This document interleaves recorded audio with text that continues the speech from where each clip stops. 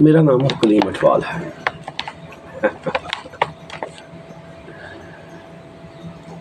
میں آپ کے ساتھ گفتگو کرنا چاہتا ہوں، خدا محبت کیوں ہے؟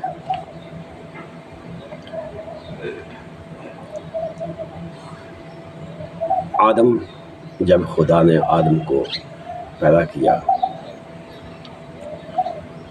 تو خدا نے آدم سے محبت بھی کی، پیار بھی کیا۔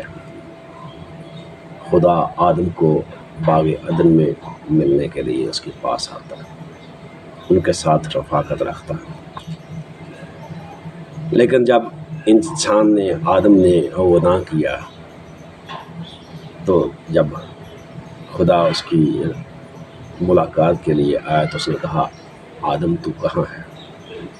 اس نے کہا، میں ننگا۔ تو خدا نے کہا، تجھے کس نے کہہ دیا کہ تو ننگا ہے؟ کیا تو نے وہی پھل کھایا جس سے میں نے منع کیا تھا؟ تو آدم نے کہا، میری بیوی ہوا نے مجھے دیا اور میں نے کھایا۔ اور اس طرح ہم دوسروں پر الزام تراشی کرتے ہیں۔ آدم نے بھی اسی طرح بیوی پر الزام لگا دیا، لیکن خدا نے کہا، چونکہ تم نے میری نافرمانی کی ہے اس لیے خدا نے انہیں باغ عدن سے نکال دیا۔ لیکن خدا نے محبت کا سلسلہ پھر بھی قائم رکھا۔ اور جب آدم کے بیٹے قائن اور حابل نے خدا کے حضور قربانی کی، خدا کے حضور کچھ چیزیں نظر کی۔ حابل جو تھا وہ ایک بھیڑ بکریوں کا چرواہا تھا، اور قائن جو تھا وہ ایک کسان تھی۔ قائن نے اپنے کھیت میں سے کچھ چیزیں خدا کے حضور پیش کی، اور حابل نے قربانی کی، بھیڑ کی، بکری کی، اور اس کو خدا کے حضور نذرانہ۔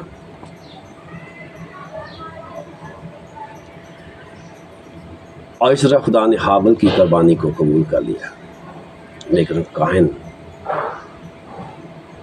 اس بات پر ناراض ہوا اور اس نے اپنے بھائی حابل کو قتل کر دیا۔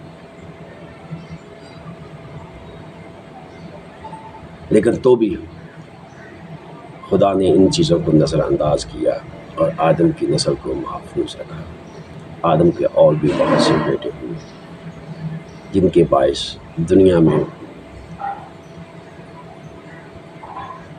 لوگوں کی تعداد بڑھتی رہی۔ لیکن جب نوح کے دور میں ہم جاتے ہیں تو پھر خدا نے نوح جو مرد راست باز تھا، خدا سے پیار کرتا تھا اور خدا کو اپنے بندہ پر فخر بھی تھا، جب ساری دنیا گناہ میں تھی اور لوگوں کی عمریں جو 500 سال، 600 سال، 700 سال، 800 سال، 900 سال، 950 سال، اور اسی طرح اس سے زیادہ بھی عمریں لوگوں کی تھیں۔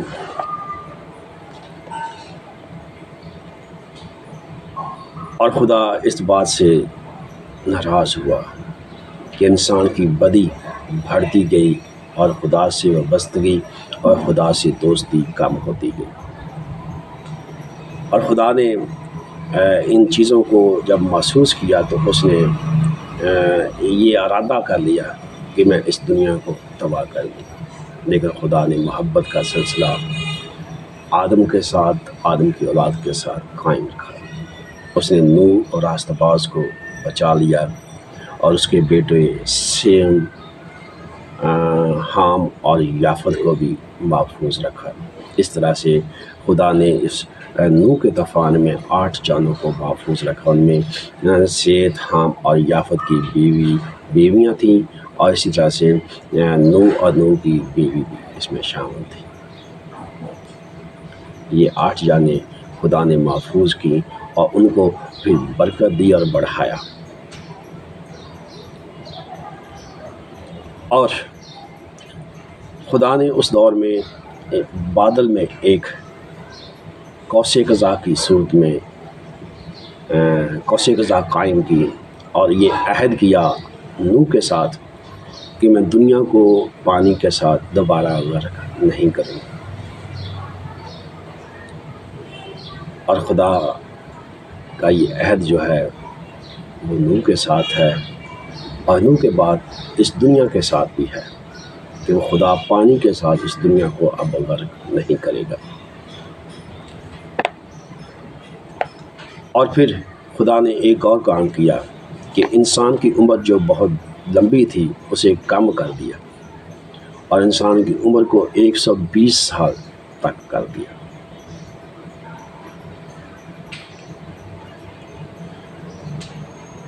اور اس دور میں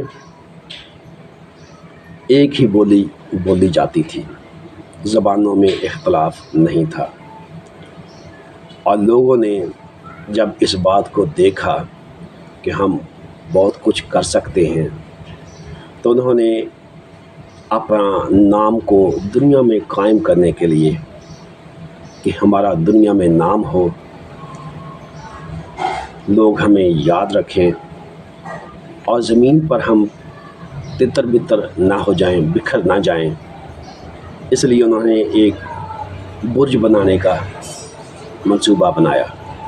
ایک بہت بڑا برج جس کی بلندی جو ہے وہ آسمان تک جائے. اور لوگوں نے اس پر کام شروع کر دیا اور اسے بابل کے برج کے نام سے یاد کیا جاتا ہے. آج بھی بابل کا برج اس بات کو یاد دہانی کراتا ہے کہ لوگوں نے ایسے کیا.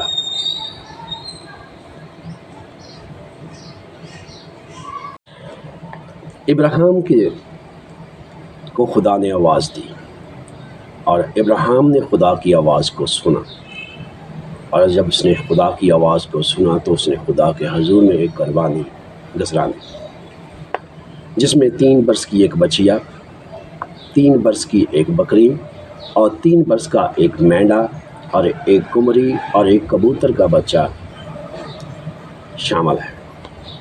ان کو اس نے خدا کے حضور میں نظر کیا اور قربان کیا اور ان کے ٹکڑے کر کے اسے مذبح پہ رکھا اور ان کی وہ حفاظت کا طرح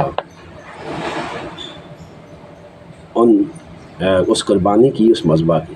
لیکن شام کو تھک جانے کے باعث وہ سو گیا. تو خدا نے ابراہیم سے کہا کیونکہ تو تھک گیا تھا، سو گیا تھا، اس لیے تیری نسل 400 سال تک غلامی میں رہے گی. اور اسی طرح ابراہیم کی اولاد میں سے اسحاق جو اس کا وعدے کا فرزند تھا،